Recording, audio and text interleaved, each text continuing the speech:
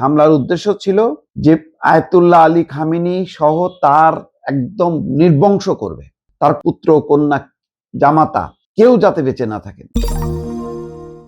এখনো রহস্য যে মুস্তফা খামেনি বর্তমান ইরানের সর্বোচ্চ ধর্মীয় নেতা, তিনি কিভাবে বেঁচে গেছেন। এটা আসলেই একটা রূপকথার গল্পকেও হার মানাবে। অকল্পনীয় ঘটনা। সম্ভবত আল্লাহ তাআলা এভাবেই মুস্তফা খামেনির ভাগ্য নির্ধারণ করছে।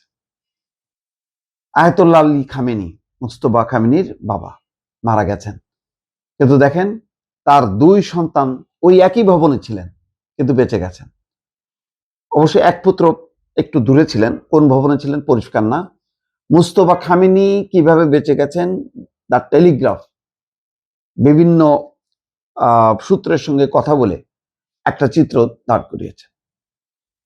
যখন হামলা হয় তার কয়েক মিনিট আগে তিনি ব্যক্তিগত কাজের জন্য বের হয়েছিলেন, এবং যখন নাকি প্রচন্ড হামলা হলো, তো তিনি তো জানেন যে তার স্ত্রী, পুত্র, বাবা সবাই ওই ভবনের মধ্যে।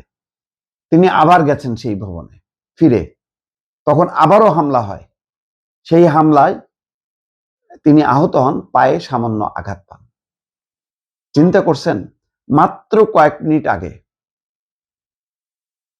হামলার উদ্দেশ্য কি ছিল? হামলার উদ্দেশ্য ছিল যে আয়াতুল্লাহ আলী খামেনি সহ তার একদম নির্বংশ করবে, তার পুত্র কন্যা জামাতা কেউ যাতে বেঁচে না থাকেন, এবং একই সঙ্গে ইরানের অন্যান্য শীর্ষ কর্মকর্তা, যেমন তার মধ্যে প্রতিরক্ষা মন্ত্রী গুরুত্বপূর্ণ, তার মধ্যে সেনাপ্রধান গুরুত্বপূর্ণ, আইআরজিসির তিনি প্রধান। তো এই গোটা টিমটাকে যদি একবারে শেষ করা যায়, ইরান খতম। ওই মাদুরোর মতন, মাদুরোকে তুলে আনা গেছে, কিন্তু এখানে এক নিমেষে শেষ করলেই ইরান হতভম্ব হবে এবং আত্মসমর্পণ করবে, ট্রাম্পের কাছে মানে হাত বাড়াবে সাহায্যের। তখন ট্রাম্প ওই যে তিনি ঠিক করে দেবে, যেভাবে ভেনিজুয়েলা চালাচ্ছে ঠিক সেইভাবে পুরো পরিকল্পনা একদম শেষ হয়ে যায়। এবং সবচেয়ে বড় কথা হলো, এত দ্রুত গতিতে ইরান ঘুরে দাঁড়িয়ে যে পাল্টা হামলা চালাবে আজকে, সেই কারণে 18-20 দিন প্রায় চলছে।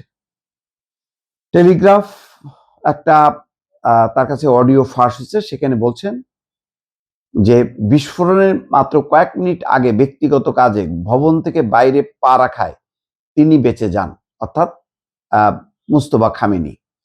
অডিও রেকর্ডে গত 28শে ফেব্রুয়ারি সেই হামলার রোমহর্ষক বর্ণনা পাওয়া গেছে। এতে বলা হয়, হামলায় ইরানের সর্বোচ্চ নেতা আয়াতুল্লাহ আলী খামেনি, পরিবারের বেশ কয়েকজন সদস্য এবং শীর্ষস্থানীয় কর্মকর্তারা নিহত হন।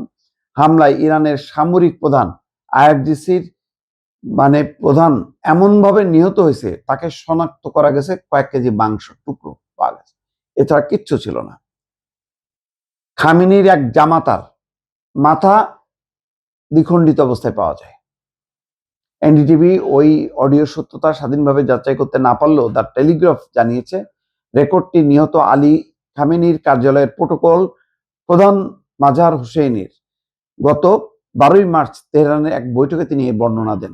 প্রতিবেদন অনুযায়ী খামেনির পরিবার এবং ইরানের শীর্ষ নেতৃত্বকে একসঙ্গে নির্মূল করার এক সমন্বিত পরিকল্পনার অংশ হিসেবে 28শে ফেব্রুয়ারি স্থানীয় সময় সকাল 9টা 32 মিনিটে খামেনির ওই কম্পাউন্ডে হামলা চালানো হয়। খামেনির পরিবার আছে এবং খামেনি একটা উচ্চ পর্যায়ের বৈঠক ডেকেছিল। একসঙ্গে একটা ঘটনা, মানে এমনভাবে ঘটানোর পরিকল্পনা যাতে সব শেষ হয়ে যায়। মাজাহের হোসেন বলেন, 56 বছর বয়সী মোস্তফা খামেনি হামলার ঠিক আগ মুহূর্তে উঠানে বের হয়েছিলেন এবং আবারও পরে যাওয়ার সময় ভবনটিতে আঘাত হানা হয়। এতে তিনি পায়ে সামান্য আঘাত পেলে বেঁচে যান। তবে হামলায় তার স্ত্রী জোহরা সাদ্দাত আদেল এবং তার ছেলে তাৎক্ষণিকভাবে নিহত হন।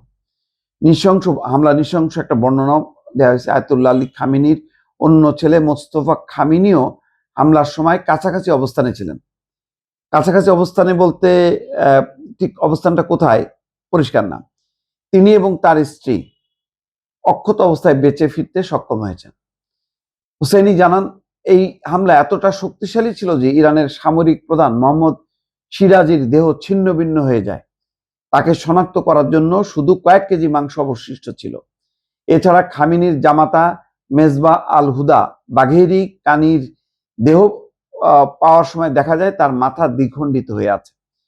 হুসেইনির দেওয়া তথ্য অনুযায়ী খামিনি পরিবারের সদস্যদের থাকার জায়গা সহ ওই কমপ্লেক্সের বিভিন্ন অংশে একসঙ্গে একাধিক হামলা চালানো হয়। মানে পুরো ধ্বংসস্তূপে পরিণত হয় বিশাল এই প্রাসাদটা। দর্শক দেখেন আল্লাহর কি খেলা। ঠিকই মুস্তফা খামেনি এবং তার আরেক ছেলে মোস্তফা খামেনি বেঁচে আছে। এটাই হচ্ছে কাল হয়ে দাঁড়াচ্ছে আমেরিকা এবং ইসরায়েলের জন্য।